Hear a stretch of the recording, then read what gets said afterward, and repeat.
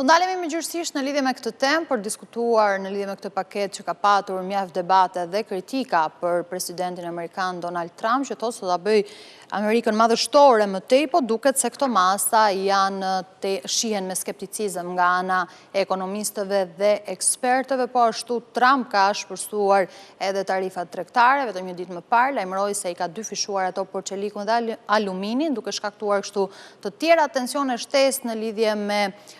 po themi partnerët ndërkombëtar. Kanadaja nga ana tjetër ka deklaruar se do të hakmerret ndaj këtyre tarifave. Bashkimi Evropian duket se është më i zbutur, po kërkon që të ketë një lloj marrëveshje, ndërkohë Britania e Madhe është përjashtuar nga dyfishimi i tarifave, pra do të ketë vetëm tarifat 25%, ashtu siç Trump kishte vendosur më herët, kjo për shkak se palët nënshkruan një marrëveshje muajin e kaluar. Për të folur për gjitha këtë çështje, kam në një komunikim të drejtë për drejtë zotin Diego Abedina, studiues për politikat e qëndrueshme. Mirë se erdhët në Mani Report. Përshëndetje, kënaqësi. Do doja t'ju merr së pari një koment për këtë paketën mjaft të diskutuar që parashikon reduktim të shpenzimeve, por edhe të taksave, duket se shkojnë në favor të pasurve. Si e keni lexuar, çfarë përmban në thelb, po themi, kjo paket e Trump gjithëpërfshirësa? Po, është e vërtet, në fakt paketa presidentit Trump është në kuadër të gjithë narrativës të po themi në lidhje me qeverisjen, në raportin me ekonominë, me taksat, me bizneset.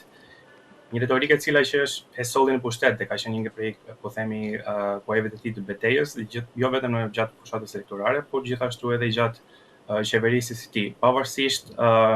përpjekjeve për të bërë të mundur po themi rigjallërimin apo ashtu siç e quajnë administratorët e presidentit Trump për rivalizimin e gjithë ekonomisë dhe të industrisë amerikane.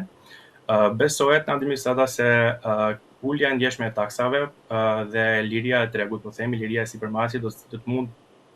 po themi të jap një shtys, një suport gjithë rivalizimit të ekonomisë amerikane. Dhe ta kthej atë po është gjithashtu në qendër të ekonomisë botërore. Kjo paket përgjithsisht përmban një reduktim masiv, më të mëdha po themi të paketave të buxhetit për sa i përket taksave për kompanitë e mëdha, kryesisht për bizneset e pasura. Çka ka sjell jo vetëm pa kënaqësi, po themi në krahun tjetër politikanë të demokratët, por gjithashtu ka sjell pa kënaqësi edhe në anët e partisë së presidentit Trump nëpërmjet republikanëve. Mbështetës të zjarrit si miliarderi Elon Musk ka qenë gjithashtu në kundërshtim në këtë paket për shkak të disa nasive që i lidhin me taksimin kryesisht në korporatave të mëdha, të cilat mendohet se për momentin është një sjellje agresive, një qasje agresive ndaj taksave të biznesit për ekonominë amerikane. Pra mund themi që përmes kësaj pakete goditet pjesa më e madhe e amerikanëve, bëhet më mirë për Amerikën, më keq? Qëndrojnë këto, po themi, kritikat e ashpra të miliarderit Musk, më njëherë pas të dorëheqjes, po themi, nga shtëpia e bardhë? Patjetër, kjo paket së pari ajo që është më kryesore përveç se nuk adreson, por lëmë janë pjesën më të madhe të ekonomisë amerikane. Pra, pjesën e kompanive të mesme, kompanive të vogla, gjithë stresën e punëtore, gjithë stresën e mesme pra të punësorit në gjithë ekonominë e Shteteve të Bashkuara të Amerikës dhe nuk adreson çështje thelbësore, çështje që kanë të bëjnë me rritjen e kostove të jetës, çështje që kanë të bëjnë me kredit studentore, çështje që kanë të bëjnë me çmimet e larta, akomodimin, që çmimet e larta absolutisht, që vitet e fundit po bëhet gjithmonë më tepër problematike. Gjithashtu nuk adreson një pjesë po themi të nevojës që ka industria amerikane, industria në termi gjerë, por përgjithsisht industria, po themi gjithë ekonomia amerikane, për të pasur akses dhe për të qenë ndonjëherë kompetitive në ekonominë ndërkombëtare. Pra gjithë këto element duket se kjo paket buxhetore nuk i adreson. Kjo paket është përqendruar kryesisht në ulje taksash, një po themi politikë që Shtetet Bashkuara kanë provuar gjatë viteve 80 me Ronald Reagan, gjithashtu është provuar edhe në Shtetet në Mbretërinë e Bashkuar, ka sjell disa rezultate shumë të kontestueshme për ato vite. Tani mendohet se jemi në një fazë tjetër, jemi në një fazë po themi që ku ekonomia ka krijuar pabarazi shumë të mëdha, jo vetëm nëpërmjet bizneseve, por edhe nëpërmjet qytetarëve në të gjitha vendet, jemi gjithmonë më tepër të zhdukjes së klasës së mesme dhe një sër problematika është të tjera të cilat kjo paket pothuajse është duke si ka ignoruar dhe nuk i ka adresuar nëpërmjet gjithë po themi legjislacionit të saj. Megjithatë, Trump thotë se për ta fuqizuar Amerikën, po përdor dhe instrumentin e tarifave tregtare, ka përshkallëzuar sërish. Është një lojë që presidenti amerikan po bën me partnerët ndërkombëtar për testuar edhe limitin e tyre, sepse kemi parë një lloj jo serioziteti, le ta themi kështu, tarifat të shpallura, pastaj pezullohen, hiqet dorë. Si e lexojmë? Në fakt është ngritja e tarifave nga administrata Trump për tregtinë kombëtare është një nga ato çështjet, po themi, që i ka bërë ka ngritur një konsensus si rrallë herë midis ekonomistëve, me gjitha teoritë dhe gjitha palët midis ekonomistëve dhe ekspertëve ekonomistë që kanë rënë dakord, po themi, që këto tarifa absolutisht ndikojnë në ngadalësimin e marrëdhënieve tregtare dhe gjithashtu absolutisht ngadalësojnë rritjen ekonomike. Pra, është konsideruar si një hap i gabuar, po kjo, siç e thash më parë, mendoj se është në kuadër të kësaj retorikës, kësaj narrativës, për ta bërë Amerikën të parën përsëri, për të bërë Amerikën në qendër të ekonomisë, në qendër të ndërkombëtare, gjë që ka premtuar gjatë fushatave elektorale, po ashtu dhe gjatë presidencës dhe qeverisë së tij. Për sa i përket ndikimit të tarifave, absolutisht tarifat kanë treguar gjithmonë që kanë ndikuar negativisht në ekonominë ndërkombëtare. Për më tepër, Shtetet e Bashkuara të Amerikës nuk janë në një pozicion, po themi, qartësisht komod për të marrë të politikë saktuar. Këtu kanë parasysh varësinë që kanë nga tregtia ndërkombëtare në raport me vendet e Bashkimit Evropian, apo kryesisht në vendet me lindjes,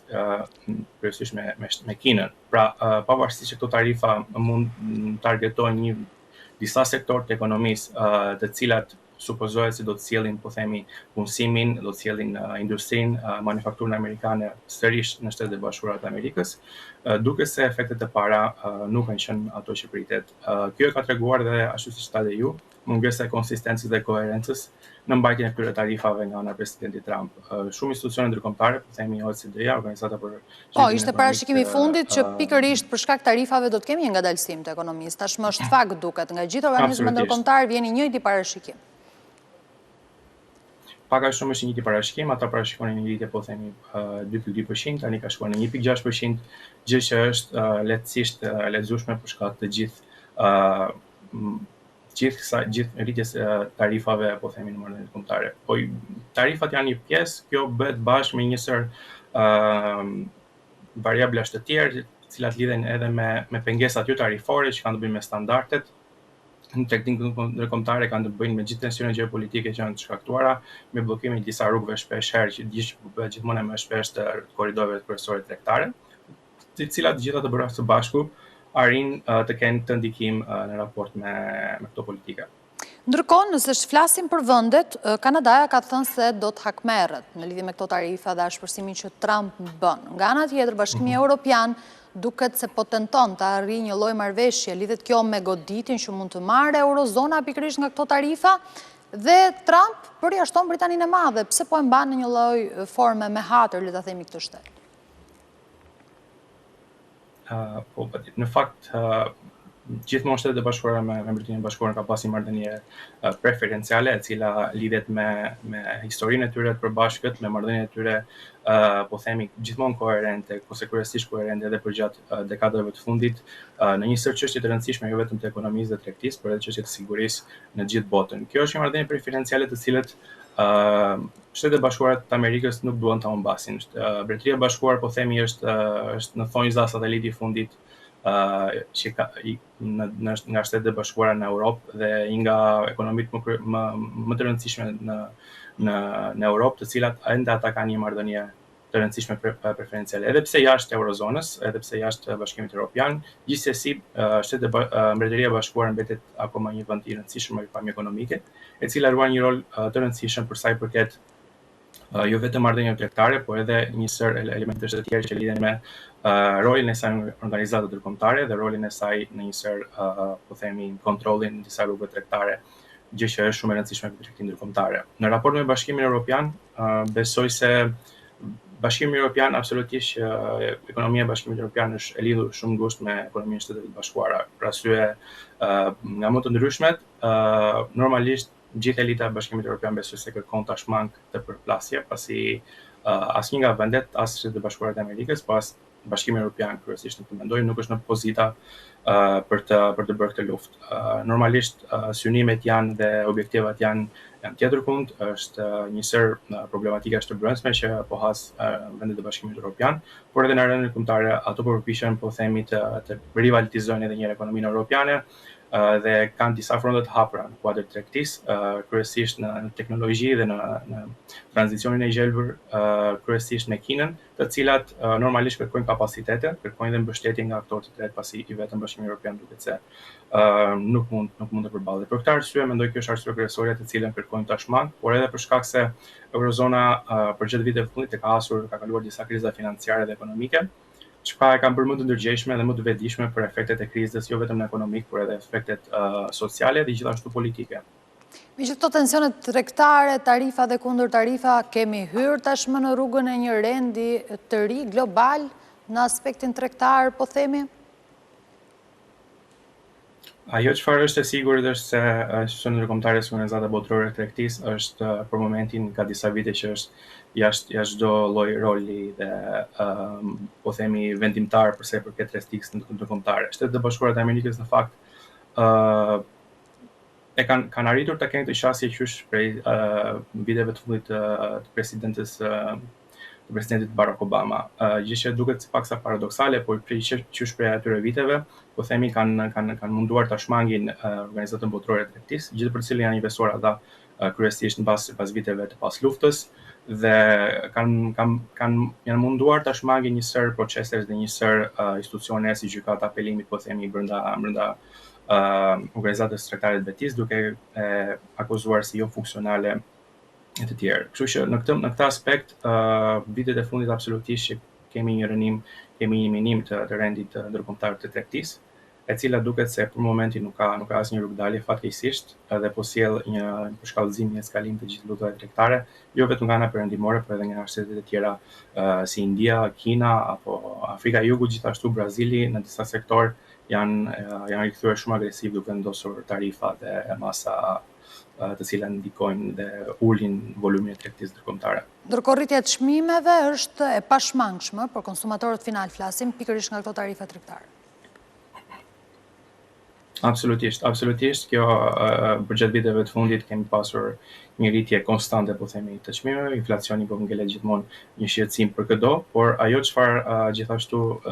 vlen të përmendet këtu është se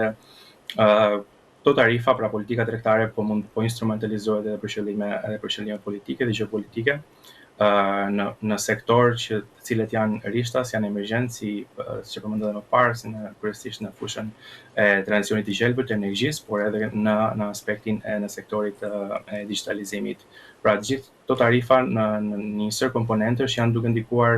thelbësisht në ekonomitë e vendeve, jo vetëm në vendeve të industrializuara, por edhe gjithashtu në ndikimin e vendeve që janë në zhvillim. Pasi po themi paradigma kryesore ose teza kryesore e cila ishte një tregti e lirë ndërkombëtare me sa më pak tarifa, sa më pak rregullime, është përkthyer përmbys dhe jemi në moment të cilit duket se do duhet të përjetojmë disa vite të tilla për të kuptuar se si do të realizohet, po themi, një rendiri i tregtisë ndërkombëtare. Duket se ekonomia globale do të varet nga humori i presidentit amerikan Donald Trump. Zoti Abedina, ju falenderoj shumë që ishit sot në Money Report. Shumë faleminderit, kënaqësi ime.